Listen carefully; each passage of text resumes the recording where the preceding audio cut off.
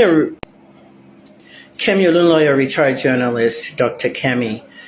It's Saturday evening, the 18th of October, 2025, and I really have some piece of bad news that I want to share with you. For me personally, it's bad news, and I'm very sad tonight. I'm extremely sad.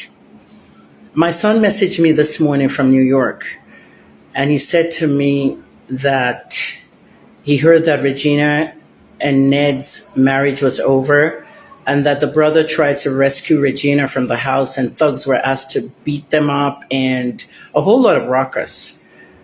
And I said, where did you hear this from? KJ said he saw it on the brother's Instagram story.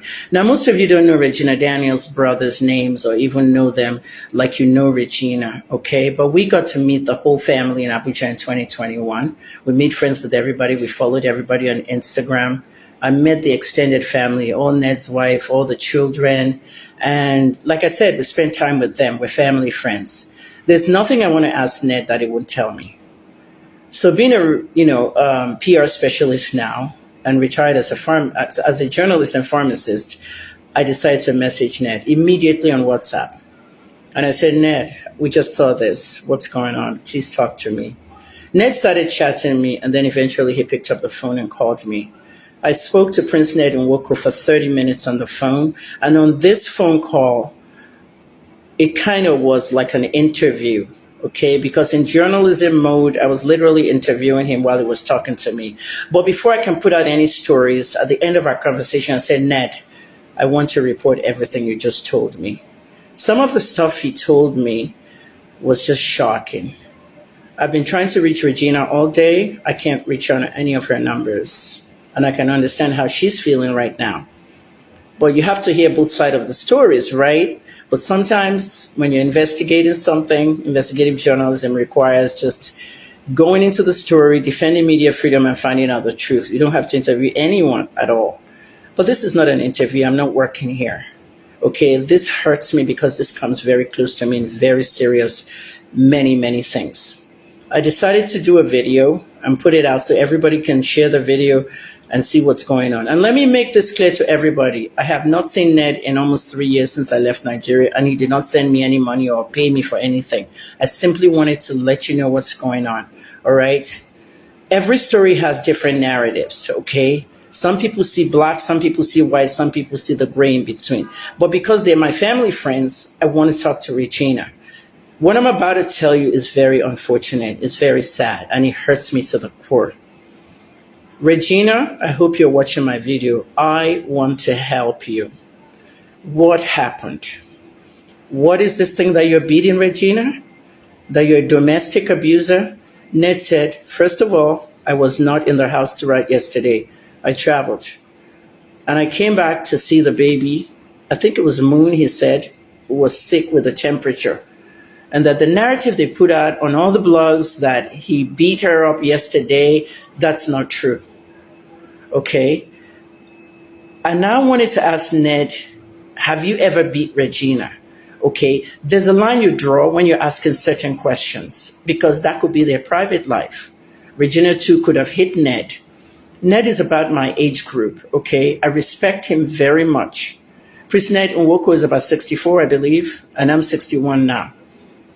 Now, this is what I heard. Do you guys remember 2 years ago when I did a video about Regina vaping?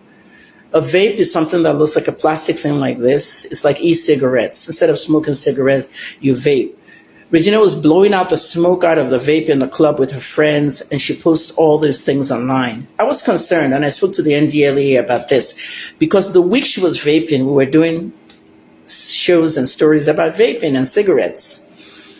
And I felt that Regina, being a very big influencer and figure, okay, might influence young people. Because when President Biden was about to leave, and even President Obama, that was the main topic with the Surgeon General of the United States. Vaping is harmful. You can type it in, VAPING. And then when one company brought vapes to Nigeria in different flavors, strawberry, pineapple, and all that, and they were using Big Brother Nigeria stores to promote vaping, I countered them, and they stopped advertising. These things will kill you, they'll harm you. I put that video out, and I was so concerned about Regina 2 years ago.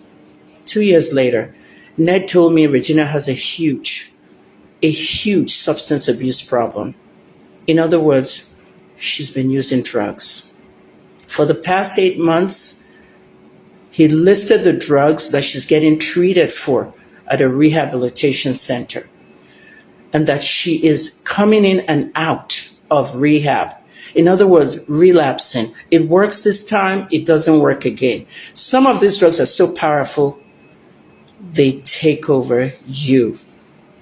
I went through this with Whitney. Everyone knows that Whitney Houston was my friend. Everyone saw what I went through with Whitney. Maybe some of you in Nigeria don't. You see all the pictures of me and Whitney. I was helping. I was trying my best with Whitney. I was the blogger for the reality show, okay, being Bobby Brown. And all I saw here is, oh my God, not Whitney again. Regina was coming in and out of rehab. She'll get treated and she'll get addicted again.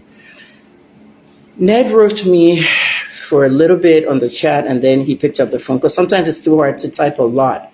And what he told me was that she was being treated for a whole host of drugs.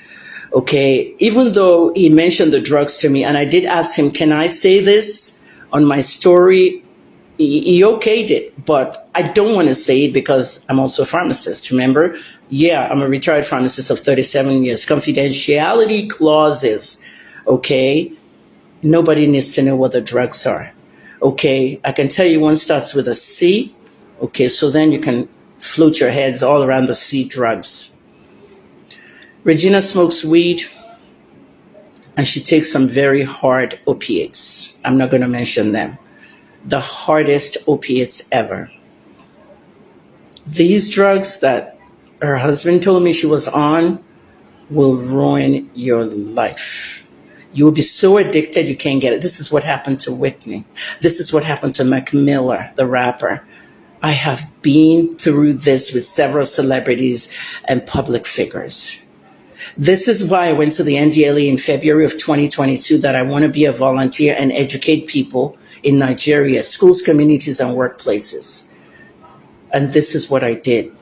I have been on the NDLE spaces consistently for 30 months.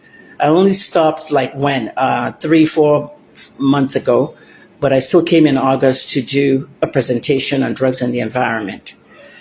People, this stuff is really bad. The key of what I want to tell you on this video is what Prince Ned Nwokwo said to me.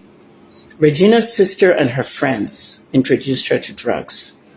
Just like we thought Bobby Brown introduced Whitney, it was actually her own brother that introduced her. He told Oprah that after she died.